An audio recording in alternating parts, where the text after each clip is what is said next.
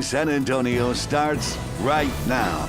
Hi, good morning. It is Monday, October 25th. Hope you had a great weekend. We touched on this on the early show. If you missed it, we've been talking about these supply chain issues and how they're worried about stockpiles of gifts going into the holidays, that shelves might not be quite as full as we are used to. And another thing they're telling us to be on the lookout for, other than higher prices at the gas pump, is an article from the Wall Street Journal that says prepare for propane sticker shock as we go into the cooler, colder winter months. Yeah, it says that exports have drained domestic supply ahead of heating season and the prices have surged. Propane prices haven't been so high heading into winter in a decade, according to the Wall Street Journal, which is bad news for the millions of rural Americans who rely on the fuel to stay warm. So at $1.41 a gallon at the Mont Belvieu trading hub in Texas, on the spot prices are about triple those of the past two Octobers. Of the two main U.S. propane futures contracts, one hit a high earlier this month and the other doesn't have far to climb to eclipse the record it set during the blizzard of 2014. Average residential price tracked by the U.S. Energy Information Administration has jumped 50% from a year ago to $2.69 a gallon. This is a pretty meaty article, but Steph and I kind of narrowed it down to this. It said in September of last year, U.S. propane inventories hit a record high. A little more than a year later, with production fairly flat, stockpiles have actually fallen about 20% below what is typical this time of year. So stuff is still kind of out of whack. Then you factor in the pandemic and all these other supply and trucking issues. By the way, they also added in this article, the last time prices were this high when it came to propane, leading into the heating season, was 2011. They said that winter wound up being one of the warmest on record, and prices actually fell before autumn ended. So there is a little bit of hope there, but just be prepared for that sticker shock either way. Yeah, 10 years ago. 10 years ago. Hard to believe. Let's look at today's 9 at 9. The murder trial for Luis Benevento is set to begin today. He's accused of killing his wife, 62-year-old Alicia Wills, during an argument back in 2019. If found guilty, he faces 5 to 99 years in prison. 3 children were found abandoned in a Houston apartment along with the remains of another child. The boys are between 7 and 15 years old. The oldest called police saying one of his brothers had been dead for a year. The mother's been found and is being questioned. Severe weather is impacting several regions of the country this morning. Evacuations are underway as one of the strongest storms on record takes aim at the Pacific Northwest and parts of California. In the Midwest, several damage reports are coming in after a series of reported tornadoes touched down. The U.S. Special Envoy says Washington is deeply alarmed by reports of a military takeover of the government in Sudan. Sudan's information ministry saying military forces have detained a number of government figures. The country's main pro-democracy group called on people to take to the streets to counter an apparent military coup. Family members of the 17 people kidnapped in Haiti are offering forgiveness to the gang holding them hostage. The 16 Americans and 1 Canadian were kidnapped more than a week ago. The gang is demanding a $1 million ransom per person. New details involving the deadly film set shooting in New Mexico. According to police statements, Alec Baldwin was practicing drawing his weapon for a scene when he pointed at the camera lens. The gun went off, killing his cinematographer and injuring another person. It was not caught on camera because they were not filming yet. By the end of next week, millions of kids in the U.S. could be eligible for a COVID-19 vaccine. Pfizer is ready and waiting to ship out its vaccine for kids ages 5 to 11. The dose is a third of the size of a normal dose and are about 90% effective. The FDA's vaccine advisors are scheduled to meet tomorrow to make their recommendation to the FDA. Some health professionals warning that the show Squid Game is clearly not appropriate for children. They say the show is concerning due to the extremely violent content. In the show, hundreds of people compete for money through childhood games, but if they lose, they die. The supply chain crisis is heating up as the holiday season approaches. The U.S. Postal Service says it's increasing its capacity to make sure packages arrive to consumers on time. Meanwhile, there continues to be a backlog of cargo ships throughout the country. And that's today's 9 at 9. Yeah, we can't seem to escape that headline, can we, about those supply issues? I know. Hopefully we'll get some of it ironed out before Christmas time. Well, we'd like to iron out your morning commute, but that's been a bit on the tricky side this morning. Let's go ahead and check in with Stephen Cavazos. Yeah, just a bunch of traffic trouble out there this morning, but thankfully we have something good to smile about. That crash off 35 at Walnut Avenue has since cleared out. You can see right now traffic is moving through that area. A little bit earlier, KSAT was reporting that the highway was a portion of the highway, that is, was closed off due to that crash, but thankfully it looks like the lanes are open and traffic running through there pretty smoothly right now. Let's go ahead and take a look at the map. That crash has cleared off I-35 southbound right around State Highway 46, so not too far from that shot that you were just checking out there at TransGuide. But the issues still are out there, at least here in town. As we jump back over here to Loop 1604 westbound right at Stone Oak Parkway, a crash there is leading to some delays in those westbound lanes, so make sure that you're planning accordingly and pack that patience, because it looks like we're seeing a lot of red in those westbound lanes of 1604.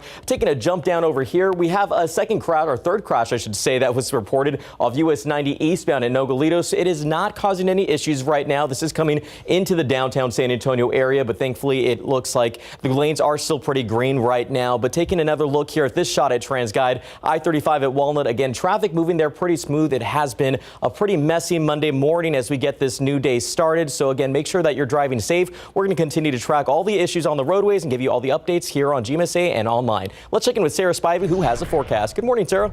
Hey, good morning to you, Stephen. You know what? The aquifer is still doing all right from our beneficial rain about a week and a half ago. It is down, though, 0.2 of a foot over the past 24 hours, currently at 666 feet above sea level, so some good news there. Molds are low, up a little bit from yesterday, but low in the pollen count as well as ragweed. All right, I want to go ahead and take a look outside. You can see that there are still some areas of fog, visibility down to 1.25 miles up at Bernie Stage Airfield.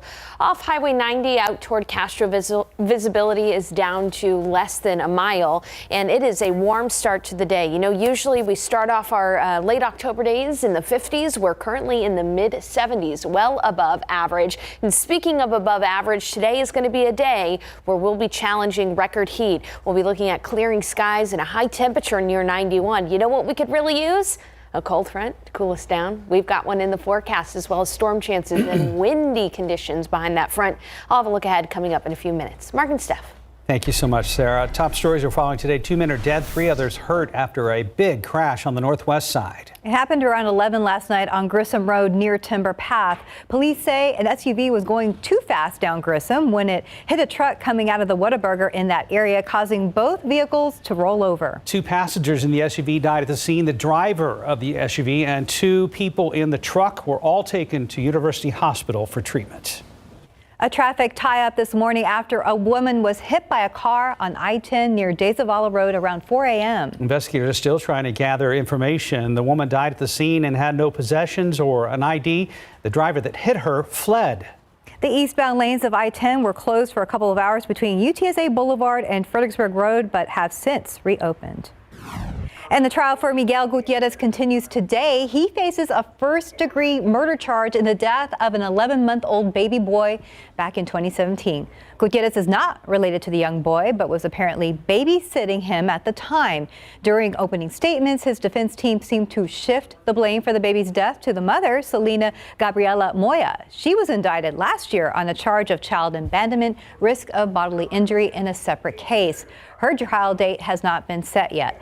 If found guilty, Gutierrez is facing 5 to 99 years or life in prison. In your other morning headlines, greenhouse gases are the highest they've ever been, and a governor gets assaulted while making a speech. Plus, eerie sounds from the Golden Gate bride made for a perfect Halloween experience, and people on social media share their thoughts about an airplane passenger. Here with those stories and more, RJ Marquez. Sorry, good morning, RJ. Oh, Golden Gate Bridge. I was wondering if somebody dressed up as a Golden Gate bride. Okay. That would maybe freak some people out. Oh, okay. I was like, oh, wow. Halloween costume. I thought it might be a costume. Yeah, but that's an interesting story there. And then also this social media picture. I don't know if you guys have seen this.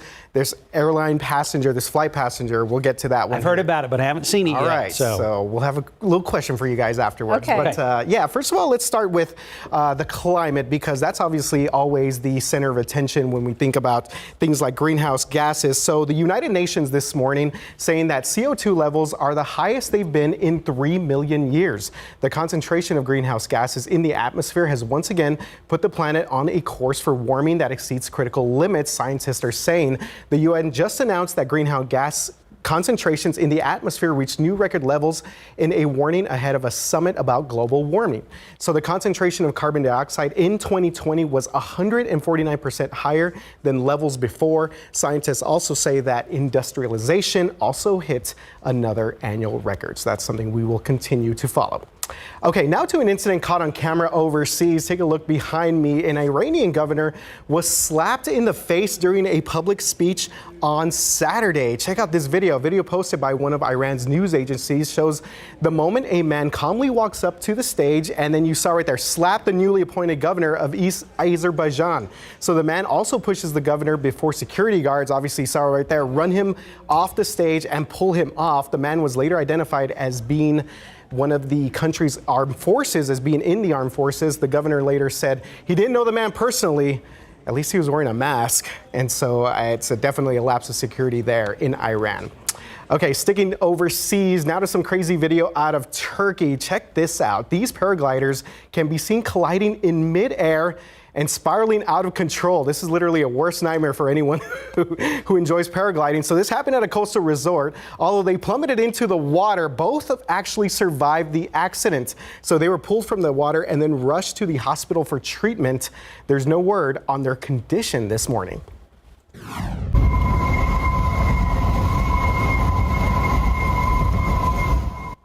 All right, that's that eerie sound that we were just talking about, and you heard it's not from a scary movie. It's actually strong wind gusts and heavy rain crossing San Francisco's Golden Gate Bridge. The howling winds gusts, it made it seem like the bridge was actually singing, as you heard right there, across San Francisco Bay. The winds were so strong they toppled two big rigs crossing the Richmond-San Rafael Bridge. The National Weather Service issued a flood advisory. We saw that at the 9 at 9 for a large portion of the East Bay. Flood and flash watch warnings were in effect for more than 6 million people in the West Coast.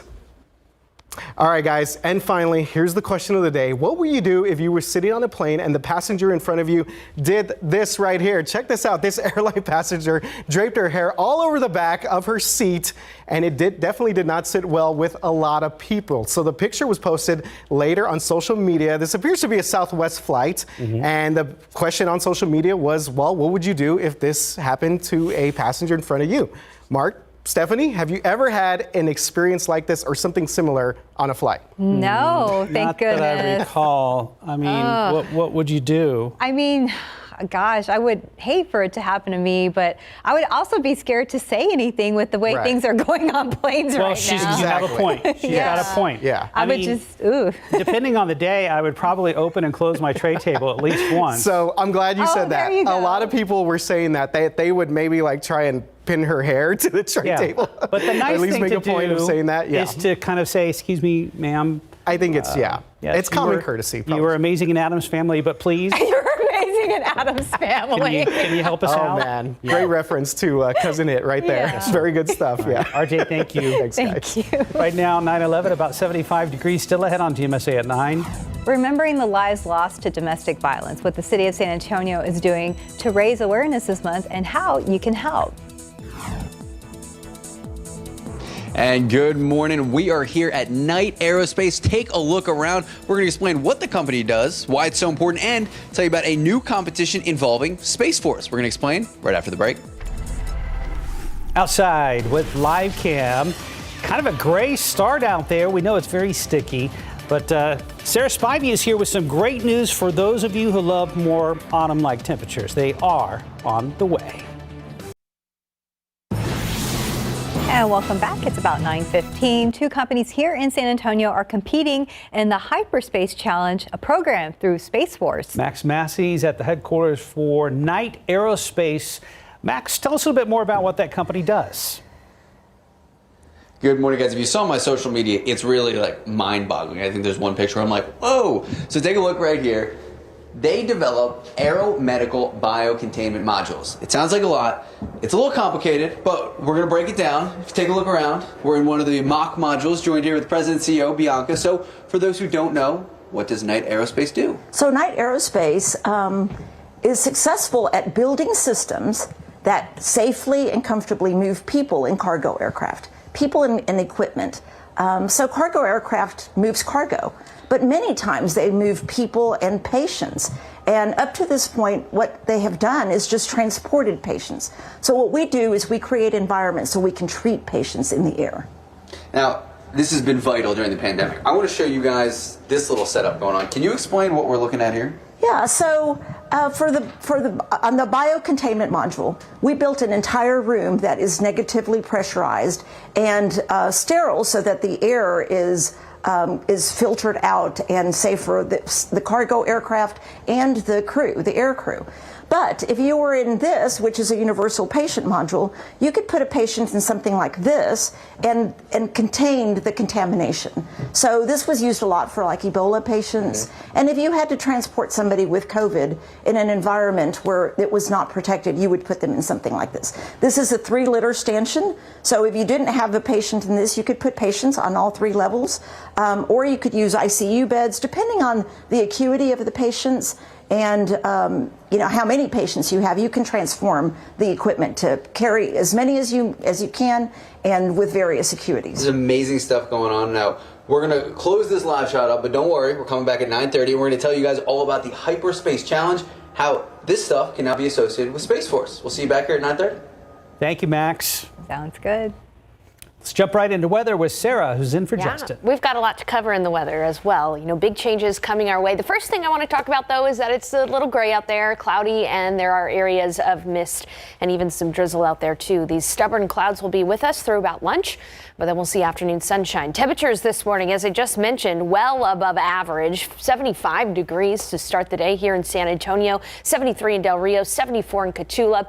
Visibility is very low west of San Antonio. We're looking at visibility down to a mile in Del Rio, less than 0 in Carrizo Springs. And you can see that in Hondo, visibility is down to 2.5 miles. In these areas, there's still some fog. There could even be some mist as well. But look at the futurecast. You can see that we'll see these clouds stick around through about lunch, and then into the rest of the afternoon, we'll have mostly sunny skies. We're still going to see just enough sunshine to warm us up close to the record high today of 91 degrees. It'll be closer to 100, though, out toward Del Rio and near 100 in Laredo as well. On top of that, it's going to stay humid all day long, so we'll have a heat index value close to 95 and into the upper 90s. So looking at your day today, right around noon, that's when we're going to start to see those skies clear. It'll be mostly sunny and then hot and humid this afternoon. 91 for the high, southeast winds at 5 to 10. We could really use a cold front. We've got one coming along the way, as well as some Pacific moisture from Hurricane Rick, which just made landfall as a Category 2 hurricane in Michoacan in southwestern Mexico. This is going to be bringing a little Pacific moisture our way. And speaking of the Pacific, as we've been talking about in the weather headlines this morning, a lot of heavy rain across parts of California. They needed the rainfall, but it's too much of a good thing. This very same system is going to pull a Pacific cold front our way. So the way that it feels in California most of the days, that's the way it's going to feel here in San Antonio by the end of the week. But first, let me take you through the futurecast. Tomorrow we'll have some areas of light rain and even some sprinkles in places. But then as that front approaches, a line of thunderstorms is going to develop across Texas and even into the Edwards Plateau. This is Tuesday night into Wednesday. This could bring some strong to severe weather, especially from San Angelo all the way up into Kansas. But notice that here, even in San Antonio and across the KSAT 12 viewing area out west, there is a marginal risk for severe weather. The main concerns here would be gusty winds and perhaps even some hail if, and that's a big if, a severe thunderstorm develops. We'll be monitoring that carefully because by the time the cold front reaches San Antonio early Wednesday morning, what we're going to see is a broken line of thunderstorms. The better chance for rain is north of Highway 90. Not everybody is going to get rain, but if you do, some of those storms could be on the strong side. Then behind the front, it's going to get very windy. On Wednesday, winds could gust from the north up to 40 miles per hour. So think about those outdoor holiday Halloween decorations, you may want to secure them before Wednesday morning when those winds turn to the north and are very windy. After that, though, it's going to feel a lot more like fall by Thursday morning. Our morning lows will be in the 40s and the 50s. Our afternoon highs will be close to 80 degrees, feeling a lot more like fall with those chilly mornings and comfortable afternoons. We'll be keeping an eye on that risk for storms Tuesday night into Wednesday morning. It could end up interrupting the morning commute, so we want to keep you updated on air, online, and on the KSAT Weather Authority app. Thanks for the heads up, Sarah. Thank you. Time now is 9:21 and it's about 75 degrees out there. A free event aimed at helping victims of domestic violence. When and how you can take part in the city's Domestic Violence Symposium. As part of National Domestic Violence Awareness Month, city leaders will gather today to honor victims. According to the Texas Council on Family Violence, in 2019, the state saw a 23% increase in deaths caused by domestic violence. Here in Bexar County, we unfortunately saw more deaths due to the issue than years before. Alicia Beretta is live outside City Hall, where city officials will honor victims but also share resources to help prevent more deaths. Good morning, Alicia.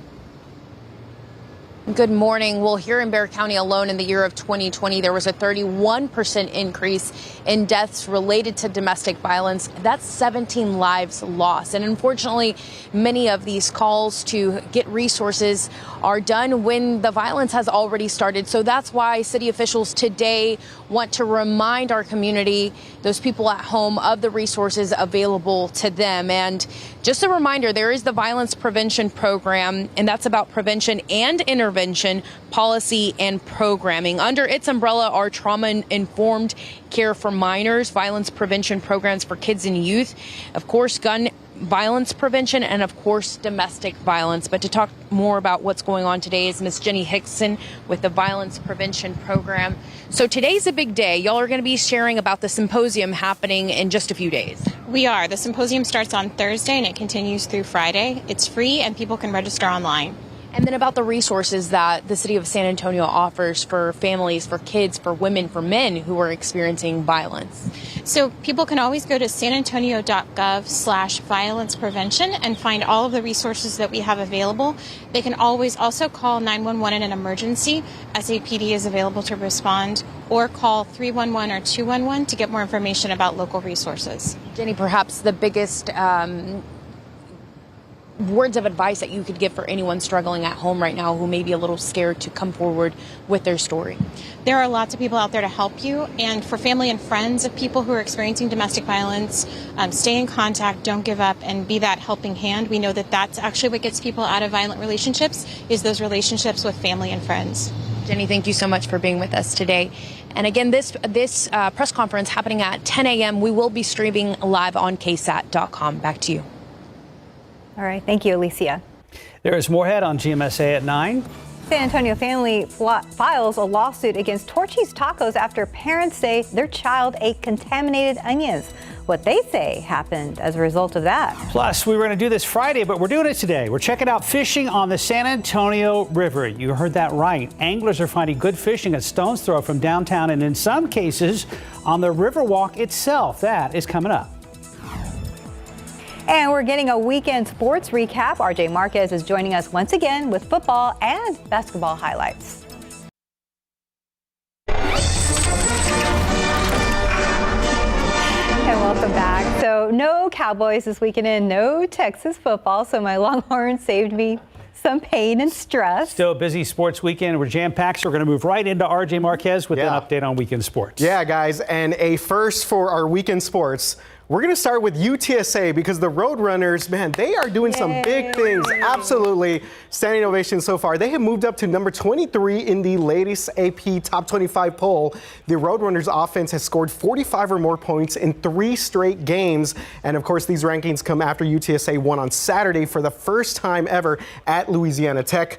45-16. You saw some highlights earlier. My guy, Sincere McCormick, doing big things. He scored 3 touchdowns. De'Adrian Taylor right there with an interception return. And man, here's the other thing too, is that right now, you know how they do these bowl projections every week. So UTSA right now, by ESPN, they're saying that they can possibly get into the Fiesta Bowl, which is a New Year's 6 bowl game. I mean, that would be a massive accomplishment for this team. So we'll see what happens. They're on a bye this week, and then they actually are at UTEP after that. So 4 games left in the regular season. So go Runners.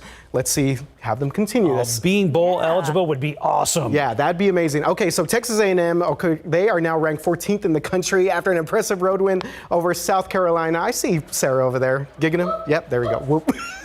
Here's the deal. The Aggies had a big game from Anaya Smith. Zach Calzada with another solid effort. They win 44-14 over the South Carolina Gamecocks. The Aggies are actually on a bye next week as well. They're going to be playing at Auburn. And to me, the biggest thing with Texas A&M is I think they're still kicking themselves over losing that Mississippi State game. Oh, man, those 2 losses, if we could have just pulled that out, I think we'd be up there. Yeah, especially because you'd be in the driver's seat for the SEC Championship and possibly a college bowl game, but we'll see what happens with A&M.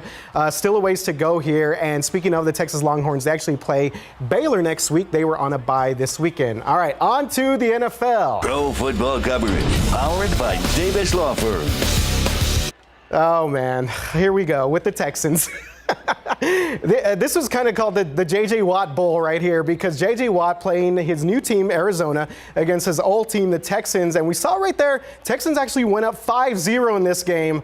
Not a baseball score, but it got ugly after that. They get blown out in the desert, 31-5.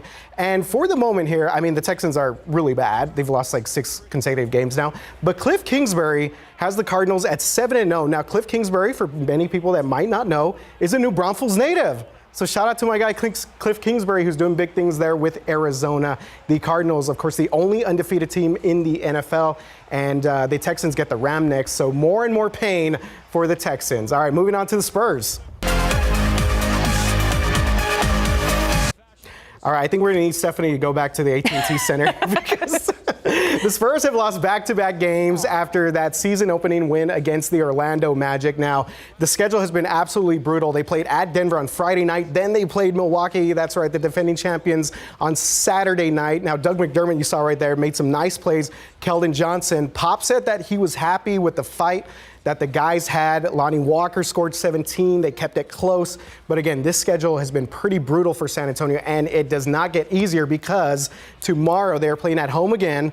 They play the Lakers. That's right. LeBron's coming back into town. Then they're at Dallas on Thursday. And then guess what? You know what? Just at Milwaukee on Saturday. So good times here for the Spurs. Maybe they could grab 1 win here out of those 3. And also need to mention the Astros guys back in the World Series. What a run by the Stros. That's why the Texans, really no one's paying any attention to them. They take care of those pesky Boston Red Sox, now taking on the Braves, looking for another world title. So Game 1 tomorrow night? Absolutely. Exciting. RJ, thank you very much. Got a lot in a short amount of time. Yes. There we go. Good job, RJ. Outside with Live Cam. Yeah, it's kind of humid out there, but I guess we're excited about things changing. Yeah, it's definitely humid out there. I mean, we're going to have a high heat index value today toward the end of October. I know we could even challenge record heat today as well, although these morning clouds are going to be a bit stubborn. Let's start with some good news. The pollen count, things look pretty good and mild in the pollen count. Molds and ragweed are present, but they are low. And outside, visibility is slowly starting to improve for areas west of San Antonio. Visibility back up to 2.5 miles in Castroville, although there could be some sprinkles and mist well to the west of San Antonio as well this morning. Now, we'll start to see those clearing skies around noon. It's going to stay cloudy until then, and then we'll be mostly sunny, hot and humid, a high temperature near 90 degrees today, but a heat index close to 95. So near record heat today. The record today is 91 degrees. Thankfully, cold front is on the way. It is going to make things very windy, though, especially by Wednesday. It'll bring a small storm chance with it, as well as cooler and crisp mornings. So a lot to look forward to. I hope you'll stick around for the full forecast in just a few minutes. Mark and Steph. Thank you, Sarah. Max Massey's been at Port San Antonio through the morning at Knight Aerospace. And Max, you were saying 2 homegrown companies were selected as part of this year's Hyperspace Challenge, a national competition by the Air Force Research Lab. Yeah, that effort identifies private and research enterprises whose capabilities address the government's most pressing space-based needs. Max is live again with more on that. Good morning, guys. I'm going to try to break all that down a little bit, but take a look. We're here in a mock module. We gave you a little preview at 9 a.m. We were joined here with Luke Perkins, one of the big people in charge here. So, Luke, explain to everyone what the Hyperspace Challenge is. Yeah, the Hyperspace Challenge is the U.S. Space Force coming out and saying, we need the top talent, we need the top companies to solve these problems for outer space. All right, and so what does Knight Aerospace bring to Space Force? Yep. Thanks for asking. Knight Aerospace is developing cargo for rockets, and what this is going to do is, if you got tsunamis, you got hurricanes, earthquakes across the world, and you need to get supplies there extremely quickly, what you're going to do is put those on a rocket, and Knight Aerospace is engineering those solutions right here today. And, you know, we had the Blue Origin launch here in Texas just a couple weeks ago. What does the future of privatized space travel look like? You know, if you're a CEO, if you're a VIP, a president, you might be jumping on a rocket to go to your meeting 2 hours from now and then back for dinner. That's just, it's crazy until it's not. So you never know. It could be here before you know it. That's so good. It's crazy until it's not. Luke, thank you so much for joining us. And guys, complicated, but it's easy and it's awesome and it's the future. We're going to have much more coming up on the News at Noon. Mark, Stephanie, back to you guys. Thank you very much. Well, now that it's not quite so hot, it is a perfect time to go fishing. And you don't have to run to the Texas Hill Country for freshwater fishing opportunities. A historically underfished area is right under our noses if you play your cards right. Here's the fifth and final part of my fishing series.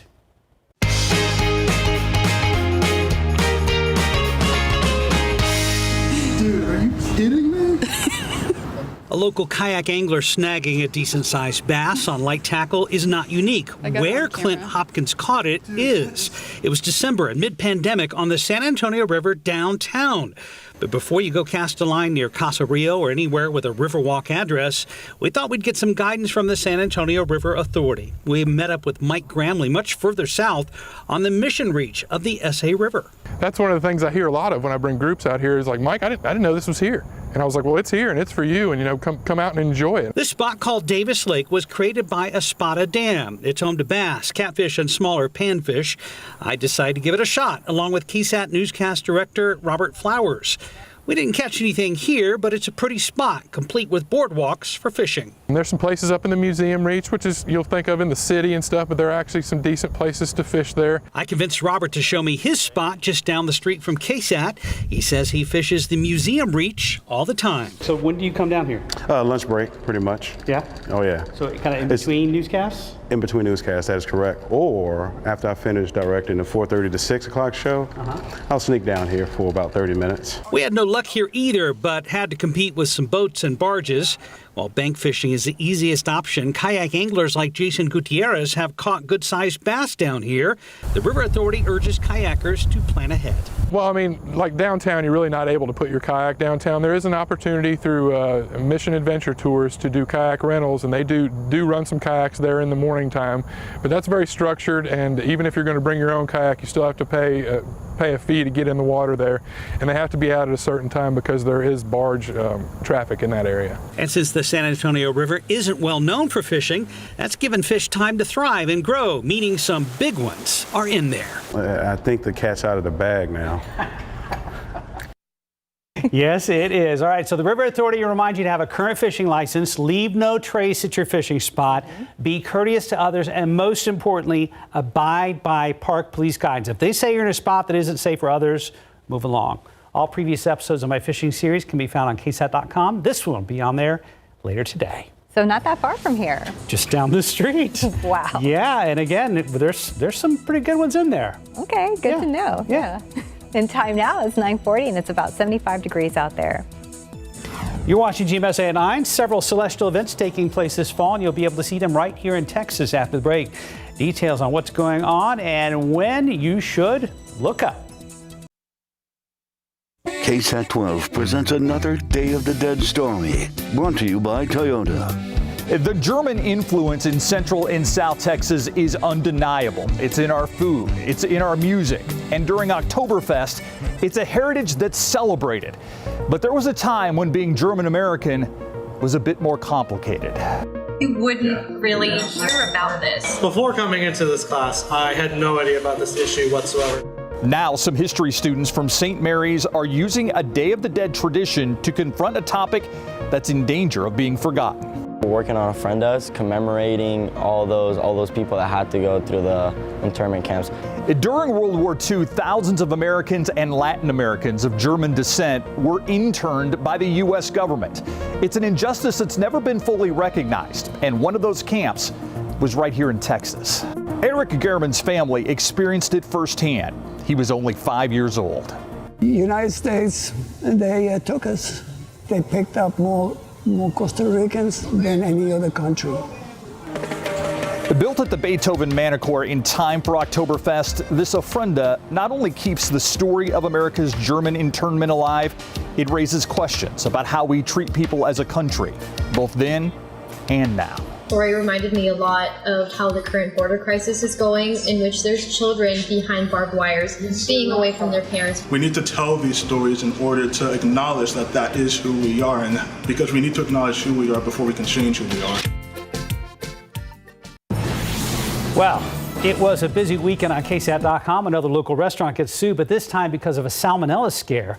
A wild scene outside a concert in Houston where fans tore down the barricades, and it was all caught on tape. RJ is back for a look at some of the trending stories on KSAT.com. Hey again. Yeah, guys, round 3 out here, round 3. But let's start with this crazy video outside of Houston, actually in Houston, where excitement turned into chaos outside of a stadium there Saturday night after popular rapper Playboy Carti suddenly canceled his show. Fans said they waited outside of Energy Stadium for hours before they were told that the show was just suddenly canceled. So they were not happy, to say the least. You can see all sorts of social media posts of this right here.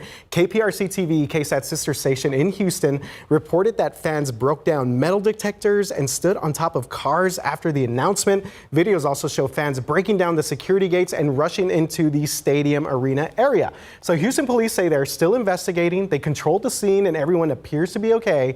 And of course, fans are looking for refunds. And this morning, the Houston Chronicle, following up on this, is reporting that Carti canceled, guess what? Because of security concerns. Wow. Yeah. Okay. Kind of an interesting little twist there at the end. Yeah. Yeah, we'll see what happens with this. Obviously, no charges yet. Again, police are investigating, but it's kind of a scary scene out there. Yes, sir. Yeah, it definitely. is.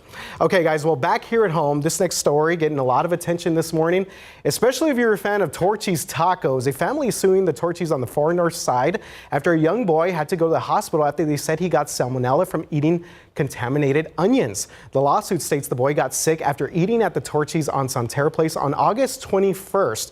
The child started feeling sick 6 days after eating at the restaurant. The family said the situation got worse and he was finally taken to the hospital on September 7th, where he was treated for complications due to salmonella. So the CDC issued a food safety alert for those recalled onions on October 22nd.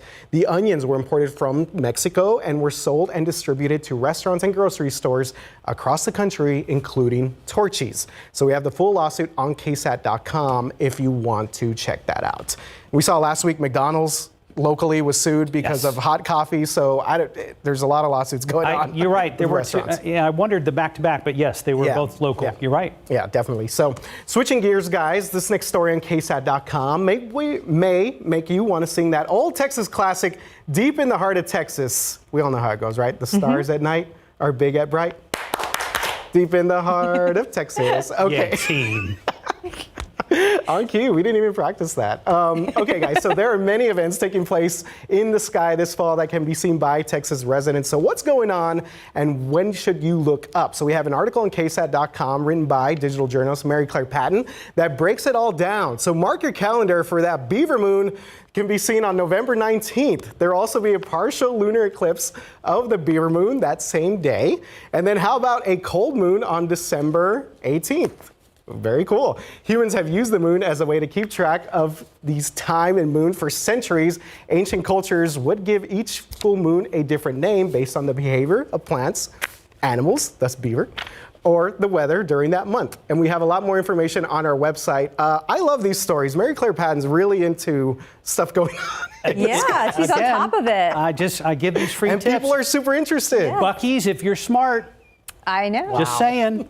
Great, yeah. Great advertising opportunity. Thanks, guys. All right, have a good week. Thanks. Already 76 degrees out there right now. Oh, I know. It doesn't feel like fall at all. No, it does not, but it will soon. We do have to get through today where we could be challenging some records when it comes to the heat.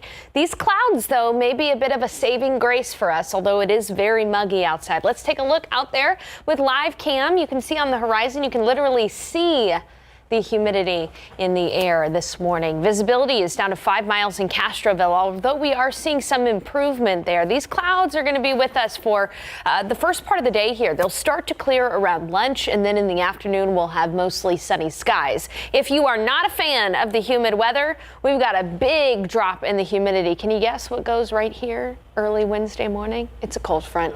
We're going to get a good one. Mark, you weren't fast enough, Mark. No, I wasn't.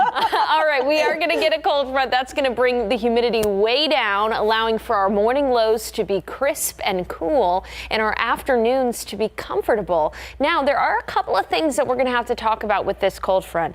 Number one, it will bring a small risk for some storms early Wednesday morning, and then it's going to make things very, very windy on Wednesday. Outside right now, temperatures are much warmer than seasonably average. Around this time, usually we're maybe in the 60s, so we're well above that at the moment. 77 in Gonzales, 76 in Pleasanton, 74 in Del Rio. Here on the Futurecast, you can see just how stubborn these clouds are going to be. It'll still be fairly cloudy around noon, and then into the afternoon, we'll be looking at mostly sunny skies. A forecast high right near 90 degrees in San Antonio. The record for the day is 91, so we're going to be close to that. It'll be close to 100 degrees, though, out toward Del Rio for the high temperature. The heat index, though, will be in the 90s. It'll still feel like it's 95 this afternoon, even if the thermometer technically doesn't reach 90 degrees. All right, two potent systems. This one across the Great Lakes right now brought some tornadoes to parts of Missouri. And then this Pacific system, which is going to move through San Antonio, bringing us the cold front,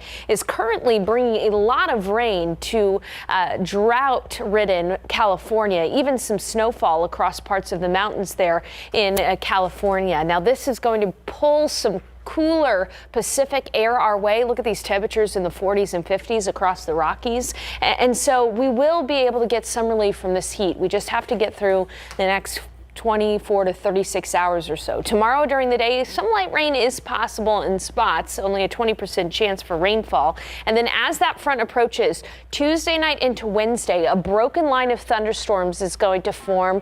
This could produce some severe weather with gusty winds and hail possible. But as that front moves into San Antonio by the pre-dawn hours on Wednesday, the line of storms will be very broken with a better rain chance north of Highway 90. Still, though, a 40% chance for showers and storms overnight Tuesday into early Wednesday morning. Then behind that front, very windy, gusts of up to 40 miles per hour on Wednesday.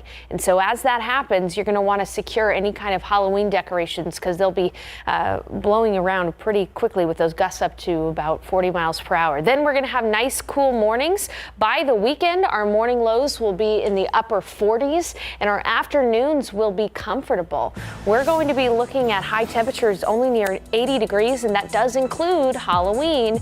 We'll be right back with more news.